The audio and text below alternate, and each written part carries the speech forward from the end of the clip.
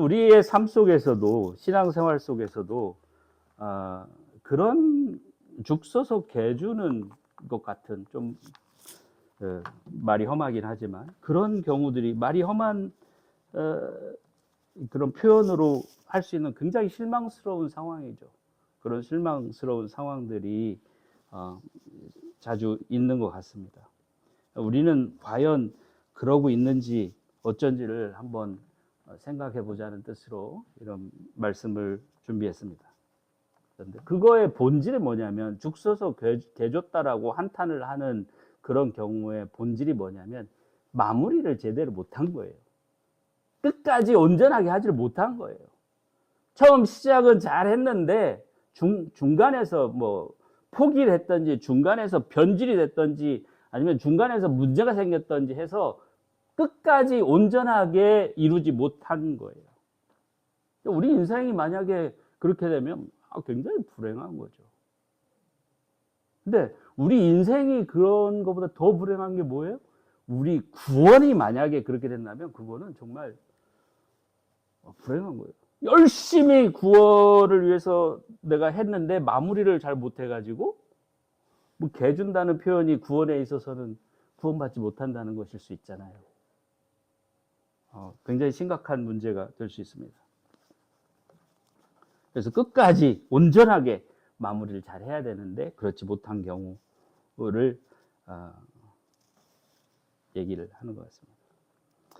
오늘 본문이 좀 그런 것을 얘기를 하는 것 같습니다. 본문 다시 한번 조금만 살펴보면, 특히 그 귀신을 쫓아내고 뭐 한 부분, 20 누가복음 몇 절이뇨? 24절부터 보겠습니다. 24절부터 잠깐 보겠습니다. 24절부터. 악한 귀신이 어떤 사람에게서 나갔어요. 그 귀신이 나가니까 그 사람이 이제 귀신이 떠난 거예요. 그래서 멀쩡한 사람이 된 거예요. 그 귀신은 쉴 곳을 찾느라고 물 없는 곳을 막 헤맸어요. 다시 말, 어쨌든 그 사람의 입장에서 생각하면 귀신이 나갔어요. 제정신이 돌아온 겁니다. 그러니까 제 정신으로 살 수 있는 그런 상황이 됐어요. 근데 귀신이 이렇게 돌아다니다가 딴 사람한테 들어갈까 뭐 어쩔까, 들어갈 사람을 찾다가 없으니까 내가 나온 집으로 되돌아가 보자 한번 갔어요. 다시 말하면 자신이 나왔던 사람에게 다시 한번 가보자. 가보니까 그 집은 말끔히 치워져 있고 잘 정돈되어 있어요. 여기 25절을 제가 갖고 있는 성경으로 다시 읽어보면, 25절. 와보니 그 집이 소재되고 수리되었거늘. 소재되고 수리되었어요. 근데 텅 비어 있는 거예요. 여기서 텅 비어 있다는 표현은 되어 있지 않지만 좀 있으면 이제 나올 수, 26절 보면, 그래서 귀신은 가서 자기보다 더 악한 딴 귀신 7을 데리고 와서 그 집에 들어가 자리를 잡고 살기 시작했어요. 그래서 그 사람의 나중 형편이 처음보다 더 비참하게 되었다.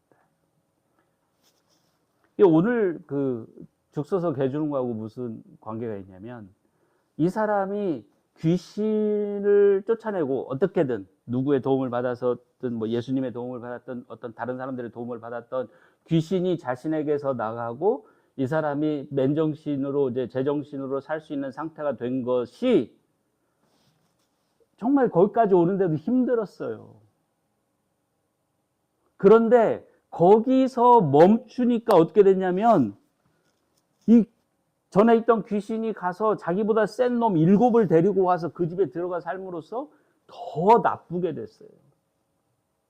열심히 자신을 깨끗하게 귀신으로부터 벗어나서 이제 새로운 삶을 살 수 있는 그런 사람으로, 그런 정신으로 만들었는데 마무리를 안 하니까 어떻게 됐어요? 개가 와서 먹어버린 꼴이 돼버린 거예요. 열심히 죽을 써서 아픈 뭐 가족을 주려고 정말 맛있게 죽을 썼는데 그냥 개가 홀랑 먹어버린 꼴이 돼버렸다, 이런 거죠. 그래서 이게 우리에게 얘기해 주는 게 저는 굉장히 중요한 메시지가 있다고 생각합니다. 사람이 거듭나는 거, 우리 이 목사님도 이런 말씀을 지난주에도 하시고 자주 하시는 걸 제가 듣게 되는데, 사람이 거듭나는 게요, 그냥 그 사람이 죄로부터 용서를 받으면 끝나는 건가요? 지난주에 이 목사님이 이렇게 표현하시더라고요. 가치관이 변해야 된다. 사람이 변해야 된다. 삶이 변해야 된다. 변해야죠. 그냥 지금까지 내가 잘못 살아왔다고 반성하고 회개가 아니죠. 그거는 뉘우치면 거기서 끝나는 게 아니라는 거죠. 그 다음에 뭔가 변화가 있어야 돼. 이게 귀신이 나가고 집이 깨끗이 청소되었다는 것은 예수님께서 비유하시는 건 뭐냐면 이전에 죄값으로부터 자유롭게 된 거예요. 로마서 5장 1절에 보면 이 사람이 이제 깨끗하게 돼서 이전에 죄값을 대신 이제 짊어지고 죽지 않아도 돼요. 왜? 예수님께서 그것을 대신 치러 주셨기 때문에. 그럼 그걸로 끝이냐? 우리 그걸 죄사함이라고 하죠. 또는 대속, 구속, 죄사함 이렇게 얘기를 하죠. 그걸 받았으면 그게 끝이냐? 나는 이제 이전에 지었던 죄에 대한 죄값을 다 치렀으니까 이제 나는 완성됐다. 나는 구원받았다. 내 구원은 끝났다. 끝이냐? 그게 아니잖아요. 거기서 나아가서 새로운 삶을 살아야죠. 새로운 사람이 되어야죠. 새 사람이 되어야죠. 새 생명을 살아야죠. 우리 그걸 뭐라 그래요? 거듭나야 된다고. 다시 태어나듯이 거듭나야 된다. 죄사함은요, 시작에 불과해요. 마치 악한 귀신이 들어있던 사람에게서 그 귀신이 나가는 거하고 똑같은 거예요. 그거는 통장이 마이너스였다가 그 마이너스에 돈 다 갚아가지고 이제 통장이 제로, 밸런스도 제로, 크레딧도 제로가 된 거하고 똑같은 거예요. 이제 통장에 돈을 쌓아 나가야죠. 근데 거기서 멈춰.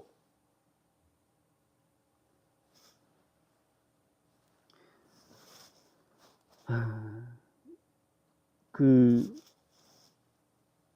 밀양이라는 영화에 대해서 많은 얘기들을 하는 것을 뭐 유튜브에서도 들어보고 저한테 질문하신 분들도 있고, 또 어떤 사람은 뭐 제가 이렇게 성경 클래스 같은 걸 하면은 그 얘기를 가지고 막 얘기를 하는데, 여러분 어떻게 생각하십니까? 뭐 밀양의 대표적인 그 밀양 영화를 보셨는지 모르겠지만 대부분 보셨어요? 안 보시면 혹시 계세요? 안 보셨으면 제가 이야기를 좀 해드리고, 다 보셨을 거라고 생각하는데, 거기 보면은 그 살인자가 감옥에 있어요. 그래서 그 전도연 엄마죠.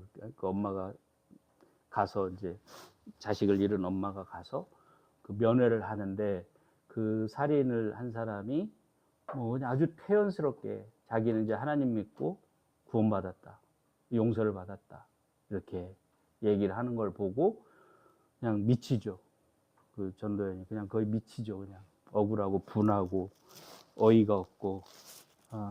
그렇죠. 여러분은 그걸 보고 거기에서 뭐가 본질적인 문제라고 하십니까? 어떤 목사님이 거기에 대해서 아주 한 20-30분짜리 비디오를 유튜브에 올린 게 있어요. 꽤 유명하신 분인데 삐쩍 말라가지고 그분이 하는 얘기를 들어봤는데 저는 무슨 말씀을 하시는지 모르겠더라고요. 나름 논리적으로 참 좋은 말씀을 하시는데 그 목사님의 말씀의 결론은, 그 비디오의 말씀의 결론은 뭐냐면, 용서라는 건 그렇게 간단한 게 아니라는 거예요. 다시 말하면 그 밀양 영화를 보고 문제점이 용서라는 거를 어떻게 할 거냐, 그걸 포인트를 맞춰서 그 목사님이 얘기를 해요. 그러면 용서의 포인트를 맞추면 누가 문제라는 거예요, 거기서. 문제 또는 어떤 전도연이라는 그 피해자의 엄마가 문제라는 거예요. 여러분들 그렇게 생각하세요? 그럼 너무 억울하잖아요. 아니, 자식을 잃은 것도 서러운데 내가 용서 못한다고 비난을 받아? 그 말이 되냐고요. 하나님이 그러시겠냐고요. 우리 예수님께서 그 용서 못한다고 그 전도연 그 엄마를 혼내시겠냐고요. 용서의 문제가 아니에요. 뭐가 문제예요? 그 살인범의 회개의 문제예요. 포인트가 잘못됐어요. 보는 시각이 잘못됐어요. 그 회개를 제대로 하지 않는, 그리고서 하나님한테 제가 용서받았다고, 자기는 하나님 앞에 용서받았다고 주장하는 그 살인범이 문제지. 누구하고 똑같아요? 아, 나는 하나님 믿기 시작했으니까 죄사함 받았어. 끝. 그냥 당신하고 나는 할 말 없어. 뭐 억울해도 당신 억울해도 내가 뭐 어쩔 수 없어. 뭐가 잘못된 거예요? 그 사람은 회개가 안 된 거예요. 하나님께서 그런 사람을 용서하실 거라고 생각하세요? 그건 제가 하나님이 아니니까 제가 대답할 수 없지만 짐작은 갑니다. 짐작가는 바는 있어요. 여러분도 있을 거예요. 하나님도 우리의 성정을 다 이해하신다고 그랬어요. 예수님께서도.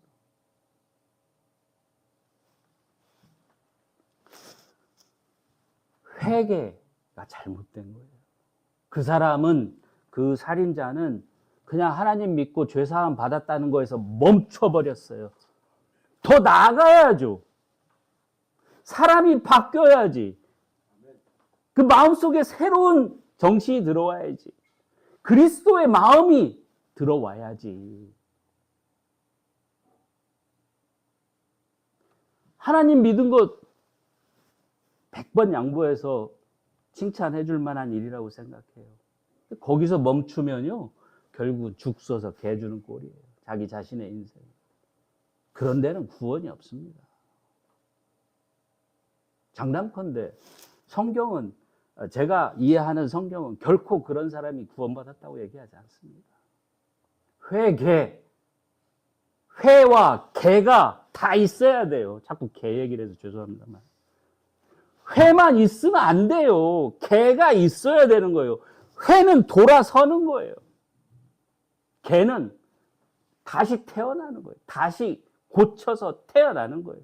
돌아서서 새롭게 되어야지 그게 회개가 완성되는 거예요. 회만 했다고, 하나님 안 믿다가 믿었다고 그걸로 끝이냐? 우리 성경에서 예수님께서, 신약 성경에서 예수님께서 가장 많이 논쟁하고 가장 많이 타산지석으로 이렇게 비판하고 가르치려고 했던 사람들이 누구예요? 바리새인과 서기관들이에요. 그 사람들 하나님 안 믿었어요?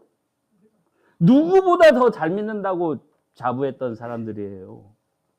누가복음 18장에 그 바리새인의 예가 나오잖아요.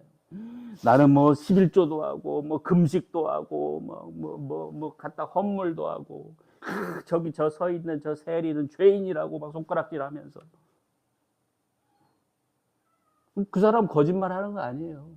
진짜로 하나님 나름 자기 생각에는 하나님 잘 믿는 거예요. 그 사람이 잘 믿어서 그 사람은 어쩌면 죄는 안 짓고 살 수 있어요. 죄 안 짓는 거 마이너스 통장에서 제로로 가는 거예요. 하나님이 죄만 안 지으면 된다 그랬어요? 의를 행해야죠. 옳게 살아야죠. 덕을 쌓아야죠. 그 앞에 바로 오늘 11장을 하고 있는데 11장 앞에 뭐가 나와요? 10장 25절부터 37절까지 선한 사마리아인의 이야기가 나와요. 선한 사마리아인처럼 해야죠. 오죽하면 사마리아인의 예를 들었겠어요.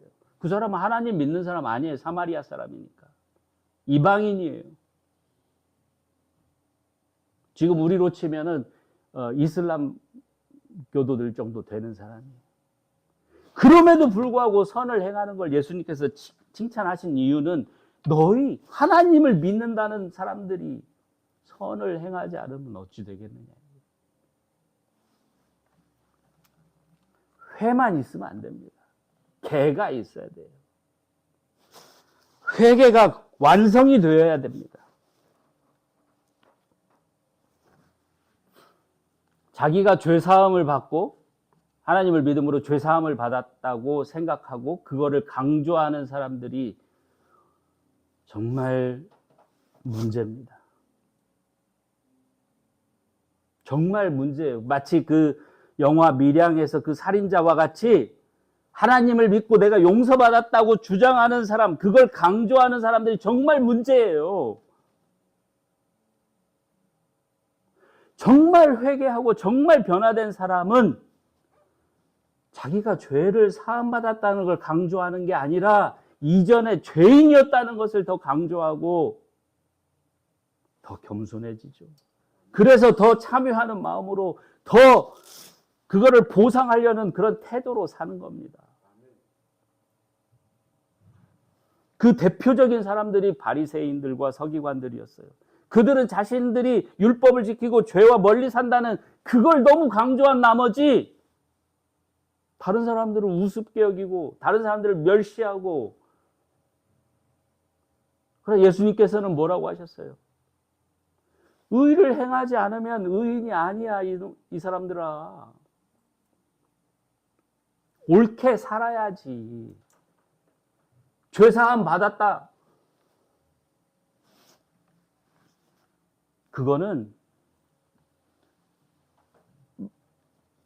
좀 이런 데 관심 있는 분도 있으실지도 모르니까 말씀드리는데, 이 개신교 신학의 엄청나게 큰 문제점이 바로 거기에 있습니다. 믿음으로 의롭다함을 받았다가 마치 구원이 완성되었다라고 이렇게 가르치는 신학들이 많습니다. 믿음으로 의롭다함을 받은 것은요, 시작에 불과합니다. 마이너스 통장에서 제로로 간 거에 불과한 거예요. 그게 그 다음에 어떻게 알았어요? 로마서 5장에서 믿음으로 의롭게 됐으면 어떻게 하라 그랬어요? 이제 로마서 6장에서 너희의 몸을 죄에 내주지 말고, 죄의 노예로 내주지 말고 뭘로? 의의 병기로 드리라 그랬잖아요. 아니 이제 믿음으로 죄로부터 자유롭게 되었으면 거기서 멈추지 말고 의의 병기로 너희 몸을 드리라. 그래서 12장 1절에서는 뭐라 했어요? 12장 1절 2절에서는 거기까지 나가야지 되는 거예요. 그래야지 회를 했으면 개까지 나가야 되는 거예요.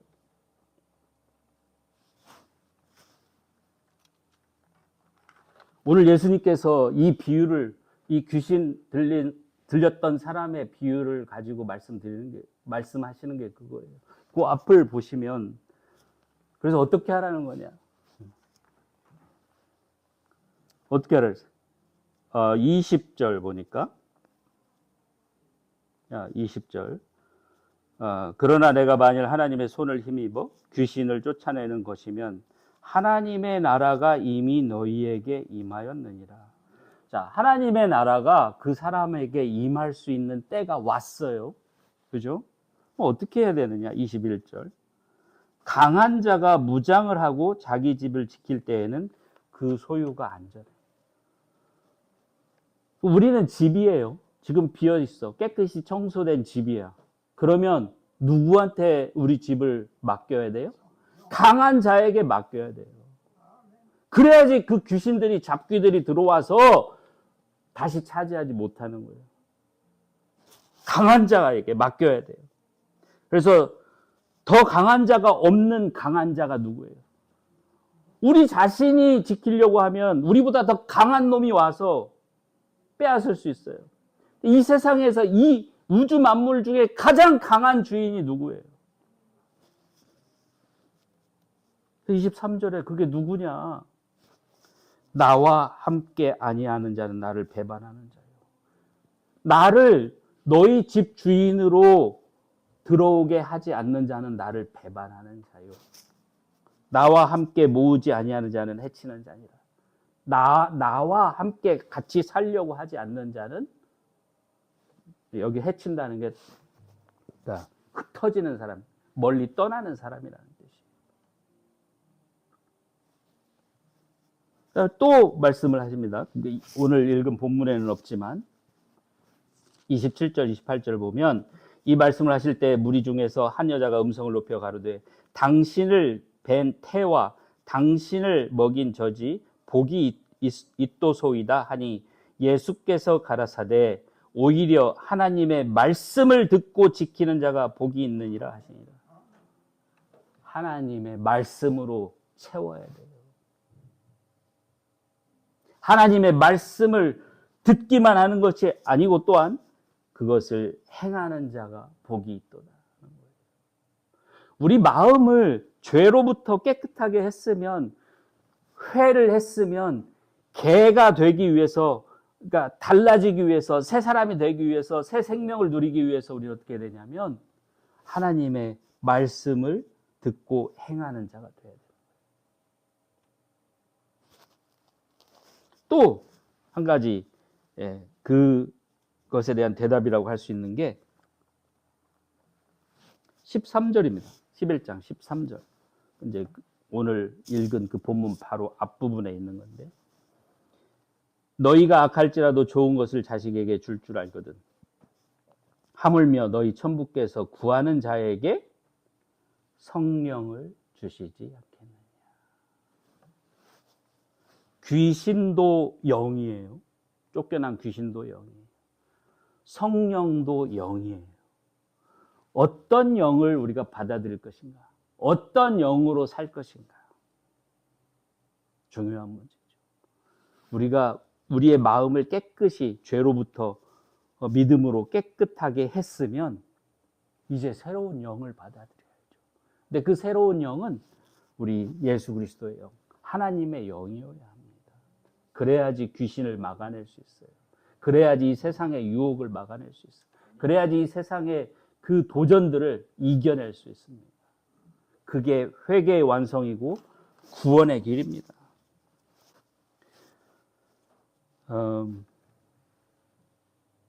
밀양 영화에서 그 살인자와 같이 되면 안 됩니다. 요거도 먹어요. 차라리 안 믿는 만 못해요.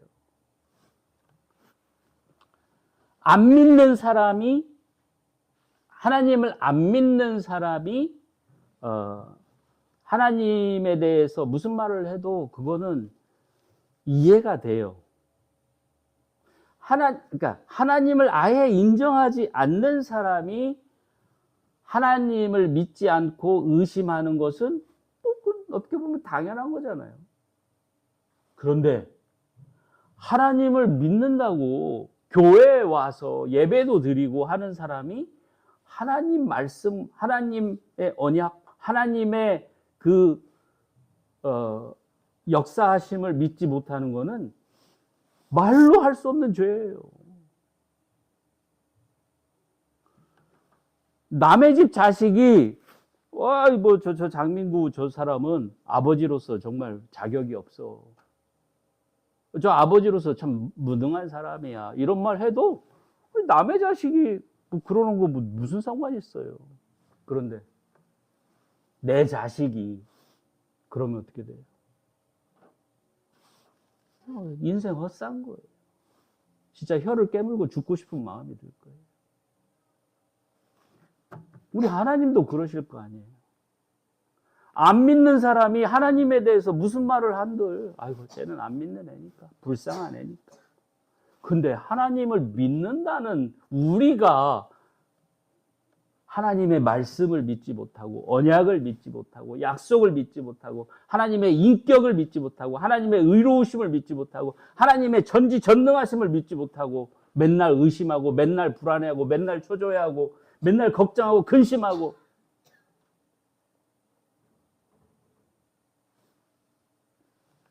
그거하고 똑같은 거예요. 사람들이 웃어요. 안 믿는 사람들이 우리를 보고 웃어요. 손가락질하고. 그러면 뭐하러 믿냐? 차라리 안 믿는 게 낫겠다.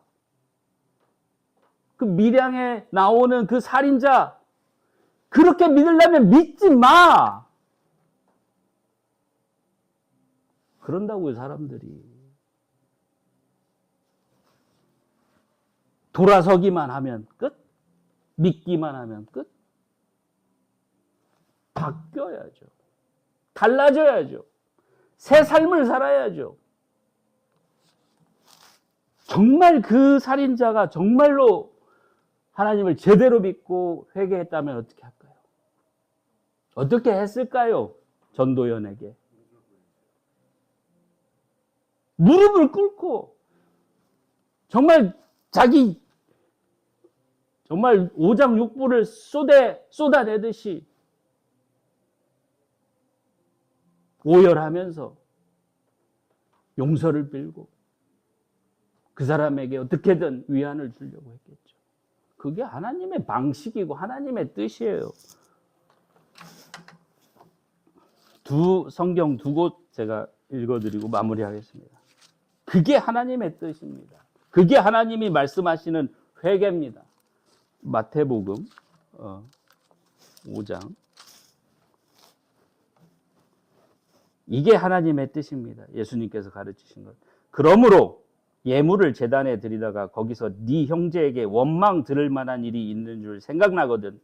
예물을 제단 앞에 두고 먼저 가서 형제와 화목하고 그 후에 와서 예물을 드리라. 뭐부터 해야 돼요? 그 다음에 이거에 가장 옛날부터 그랬어요. 구약시대 때 그랬어요. 태초부터 그랬어요. 그게 하나님의 원칙입니다. 레위기 율법을 구약시대에 모세의 율법을 준 그걸 기록해 놓은 게 레위기죠. 레위기 6장 1절부터 7절 봅니다. 여호와께서 모세에게 일러 가라사대 누구든지 여호와께 신실치 못하여 범죄하되 곧 남의 물건을 맞거나 전당잡거나 강도질하거나 늑봉 즉 착취하고도 사실을 부인하거나 남의 잃은 물건을 얻고도 사실을 부인하여 거짓 맹세하는 등 사람이 이 모든 일 중에 하나라도 행하여 범죄하면 이는 죄를 범하였고 죄가 있는 자니 그 빼앗은 것이나 늑봉한 것이나 맡은 것이나 얻은 유실물이나 무릇 그 거짓 맹세한 물건을 돌려보내되 곧 그 본물의 5분의 1을 더하여 돌려보낼 것이니 그 죄가 드러나는 날에 그 임자에게 줄 것이요. 먼저 피해자에게 가서 돌려줘. 근데 이자까지 더해서 돌려줘. 마음에 상처를 줬으면 사과하고 무릎 꿇고 빌고 그 사람의 마음을 회복시켜줘. 그리고 나서 그는 또 그 속건제를 여호와께 가져올지.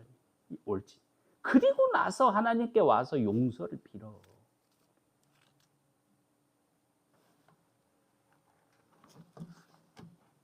이게 도대체 어떻게 된 건지 요즘에 나는 하나님 믿어서 죄사함 받았으니까 이 바리새인 서기관들 그 성경에 신약 성경에 있는 바리새인들 서기관들 같은 마인드를 가진 사람들이 교회에 가득해요. 누구하고 똑같다고요? 전도연의 자식을 죽인 그리고도 죄사함 받았다고 고개 뻣뻣이 들고 나는 이제 더 이상 당신하고 할 말 없다고 말하는 그 살인자와 같아요. 세상이 웃습니다. 세상이 비웃어요. 우리는 절대 그런 사람들이 되지 않기를 바랍니다. 죽 써서 개 주는 거 있어서는 안 됩니다. 언젠가 또 말씀드릴 기회가 있으리라고 믿지만 너희의 거룩한 것을 개에게 던져주지 말고 너희의 진주 목걸이를 돼지에게 던져주지 말라고 하시면서 우리가 하나님을 믿으려고 했던 정말 천국에 가고 싶고 또 교회를 위해서 섬기고 봉사하고자 하는 그 거룩한 마음을 대충 세상적으로 하려고 하지 말아야 돼요. 그러려면 세상에서 하지 왜 교회 와서 그런 걸 해요?